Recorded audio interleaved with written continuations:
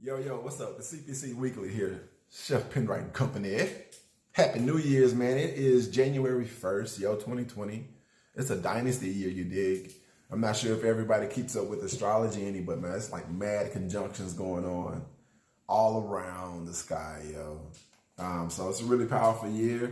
I know they say that every year, but they remember that show, 2020? I wonder what happened to that show. Anyway, though, this is where you come to get your entrepreneur life on, yo. This is the guy who is in the front line of building his entrepreneur dynasty, per se, to gain wealth and income for me and my family.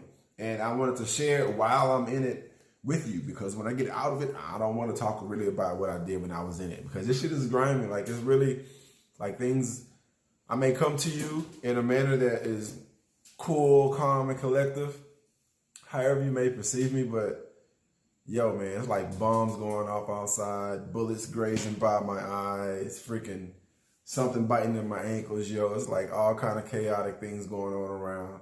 And I want to share those things because a lot of times you only see the glitz and glamour.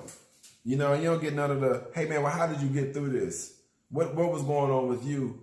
And what were some of the things you pulled from your experience as to being a business owner or this whole entrepreneur lifestyle, yo? Because it's a mad sacrifice, and that's actually what this particular topic is about. This topic is about what you are not willing to give up.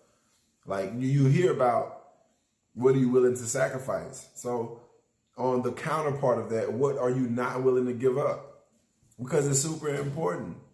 Because you in a mood of sacrificing to get things, and then you sometimes realize, like, man, you may be sacrificing some things that you may find really valuable at now or at a time to come in the future.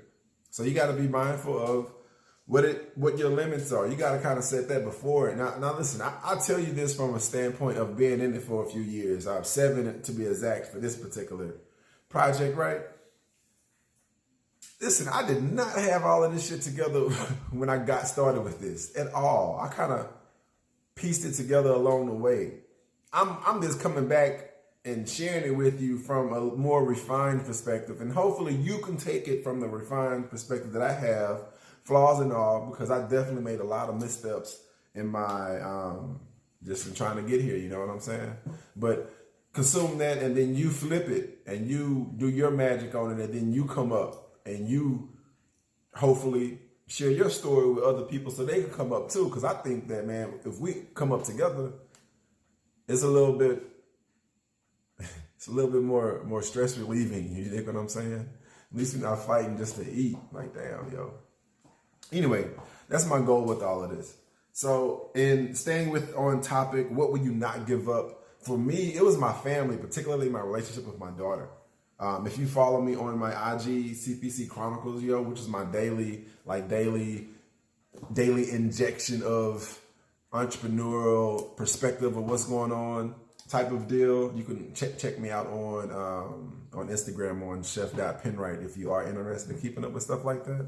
But for me, I totally lost track of what I was even talking about. My family and not giving up my daughter, yo. The relationship and that companionship and that fathering, man, I really enjoy spending time with her and watching her grow up and spending time with my family, yo. Like, I love holidays for that reason, for sure. It's just to eat and shoot the shit with your family and make sure everybody's doing well and all of that jazz. So I wasn't going to allow my business to take me too far from my family. And even with my end game, you say, yeah, Jonathan, but you said your end game is to move to Costa Rica and open up a bed and breakfast. You're right. And I would hope my family would come. I know some of them wouldn't. But and I would fly back and come out and hang out. You know what I'm saying? So in a sense, my end game does kind of take me away from my family. But I'm not going to execute my end game until my daughter's graduated. So like she's in the 6th grade now.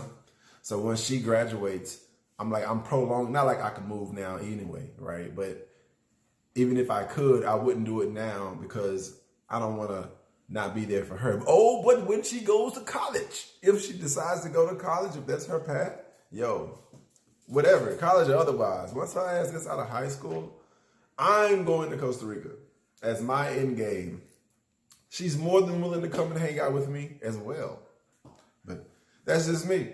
But you have to look at it from your perspective, of course, right? What is it you're not willing to give up? Because your business is going to make you give up some shit, a lot of shit, a whole lot of shit. And so for me, what did I give up? I gave up a social life. I don't really go out, yo. I gave up, my apartment is unfurnished. I live very minimally. You know what I'm saying? Just to keep all of my expenses, like this is a large part of my expenses, keeping this running and making sure everything is going. So I have to cut costs on my personal life. And man, I mean, to the bone, to the bone, to the bone. And that's okay. I was okay with sacrificing, making temporary sacrifices, just like anything, right? I've been kind of holding my breath doing this for a little bit too. And I've gotten pretty good at holding my breath. But as I'm starting to breathe a little bit better, things start to correlate. And that's good for you to see. Like, hey, you stick with it. Even though this guy hasn't made it to the point where he's at, he's still, you know, hitting check marks off on the list, making progress. And progress is really, I think, what a lot of people want. Like sometimes you just don't want to stall out getting nothing. If you're just pushing the fucking broom all day, like, god dang, you trying to tell me this is my ceiling? Is a freaking pushing the broom? You dig?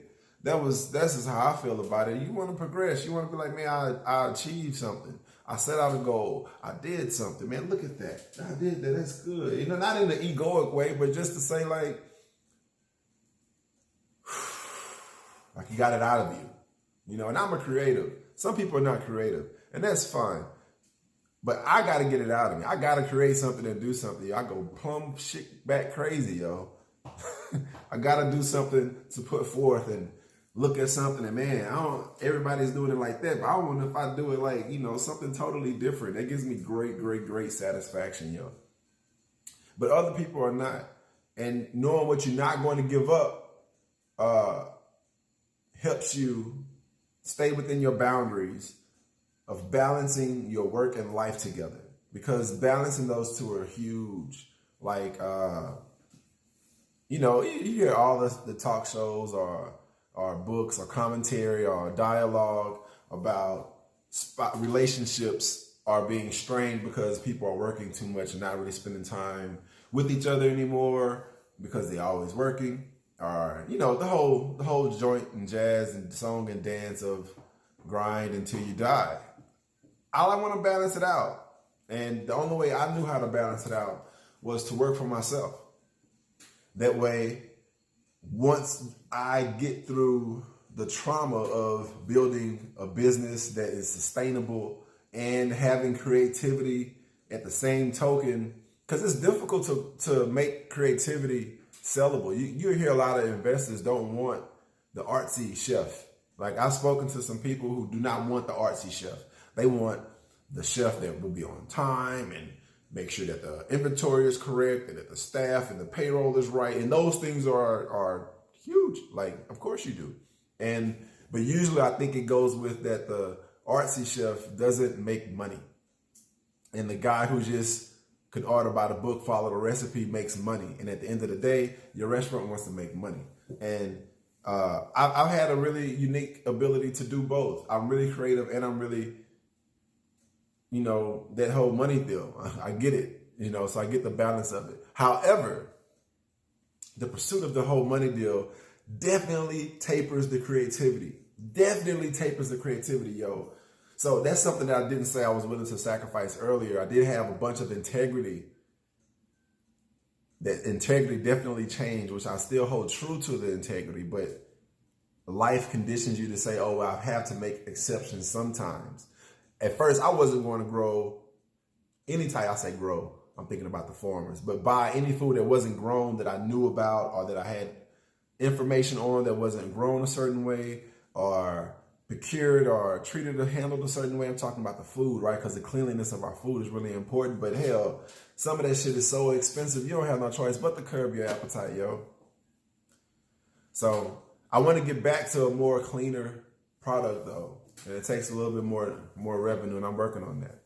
Anyway, thank you guys so much, man, for coming to check this out whenever you did land this way. This is CPC Weekly. You can catch me next week.